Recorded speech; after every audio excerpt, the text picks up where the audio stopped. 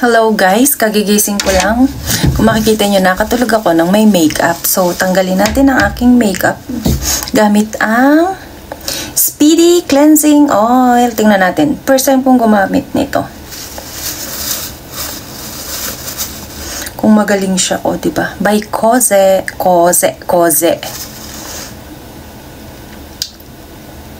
Parang maganda siya eh. Tsaka mura siya, kaya ito na lang ang binili ko pantanggal ng makeup. Oh. Oil. Cleansing oil. Bago ako mag-offer, nagtatanggal muna ako ng makeup kasi ay napadami. Wala akong cotton nandun sa kwarto ko, kaya tissue na lang ang aking ginamit.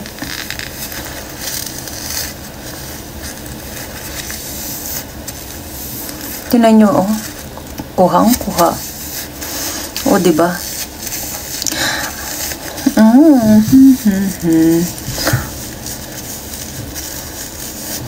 Alam nyo ba, laging may nagsasabi sa akin na magpatato daw ako ng kilay. Hindi nyo ba alam na tingnan nyo ba yung kilay ko? Tingnan nyo, hindi ko na kailangan magpatato ng kilay dahil maganda na ang kilay ko. O, kita nyo naman, diba? Hubog na hubog. Ayan ang aking mukha. Napakadumi. Napakadumi. Diba? Kasi yung kilay ko is totoo. Totoo siyang may ganyan. O, ayan o. Kaya hindi ko na kailangan magpatato ng kilay.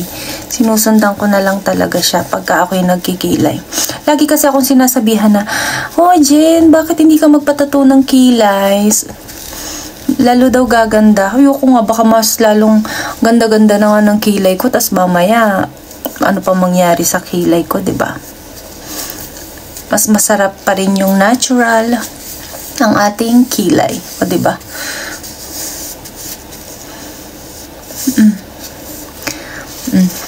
Ayan, tapos na. Kailangan ko pa pala ng isang tissue. Iganto ko muna to kasi para o, diba? Ang ganda niya. Pak na pak.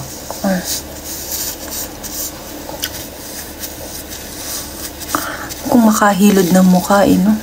Ang sarap kasi pag yung malinis na malinis ang mukha mo. Diba? O, tingnan nyo naman kasi pak kilay, o. Meron yan. Kahit yan, ganyan.